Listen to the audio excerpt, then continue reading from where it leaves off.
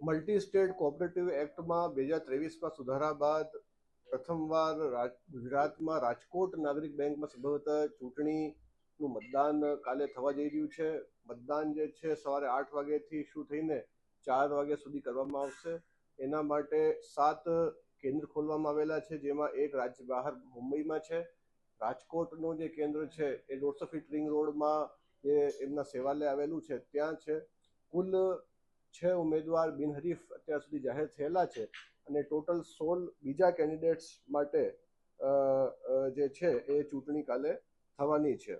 એમાં અમારું 56થી વધારેનું સ્ટાફ રોકાયેલો છે. સ્ટાફ જે છે મતદાન મથક સેટઅપ કરવા માટે વાહનો જે જીપીએસ ટેગ્ડ છે એના વાહનોમાં ત્યાં પહોંચી ગયું છે. અત્યારે મતદાન મથક સેટઅપ થઈ રહ્યા છે. ખાસ વાત કરીએ તો જેતપુરનું જે મથક છે એ સંપૂર્ણ મહિલા સંચાલિત બનાવવામાં આવ્યું છે, જેથી મહિલા સશક્તિકરણનું સમાજને એક મેસેજ મળે. સાથોસાથ જે દિવ્યાંગ એમ્પ્લોઈઝ છે એમને સીસીટીવી કંટ્રોલ રૂમમાં ડ્યુટી આપવામાં આવેલી છે. વિશેષ વ્યવસ્થાની વાત કરીએ તો જે વડીલ 80+ જે વોટર્સ છે બેંકના, એમના લઈ જવા માટે ખાસ મોબાઈલ વાનની વ્યવસ્થા કરવામાં આવી છે. કોઈ પણ કાલે વોટર્સને કોઈ પણ પ્રકારની ફરિયાદ કરવી હોય કે કોઈ પણ ફીડબેક આપવું હોય તો 0281247157 2471573 પર પોતાની ફરિયાદ જે છે એ નોંધાવી શકે છે.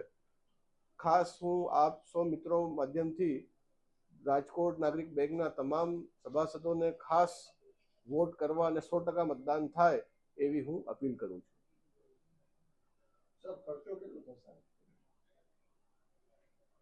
ખર્ચો સામાન્ય છે, કારણ કે 7 જ મતદાન મથક છે એટલે ખર્ચ જે છે એના માટે અલગ અલગ પગાર ધોરણ જે છે એ cooperative election authority of India દ્વારા ચૂકવવામાં આવશે અને 7 જ મતદાન મથક હોય એટલે બહુ એમાં વધારે ખર્ચોની વાત નથી.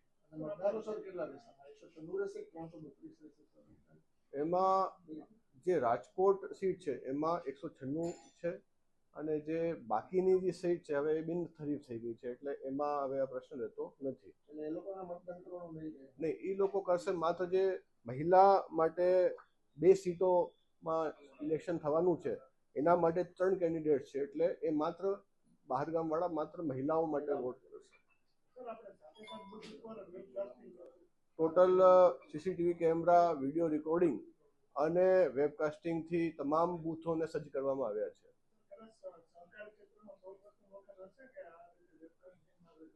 જી, જે મેં શરૂઆતમાં વાત કરી કે કોઓપરેટિવ ઇલેક્શન ઓથોરિટી ઓફ ઇન્ડિયાનું તાજેતરમાં ગઠન કરવામાં આવેલું છે. મલ્ટી સ્ટેટ કોઓપરેટિવ સોસાયટીઓના રિટર્નિંગ ઓફિસર તરીકે કલેક્ટરશ્રીની નિમણૂકો કરવામાં આવેલી છે અને સતત પારદર્શિતા બની રહે એ માટે અમારો પ્રયાસ છે કે જે ઇલેક્શન કમિશન ઓફ ઇન્ડિયા દ્વારા જે રીતનું ચૂંટણી થાય છે એ જ પ્રકારની તમામ વ્યવસ્થા અમે આ ચૂંટણીમાં પણ કરવાનો પ્રયાસ કર્યું છે. મતગણતરી એમના હેડ ઓફિસમાં 19 તારીખે સવારે 8 વાગ્યાથી ચાલુ થશે.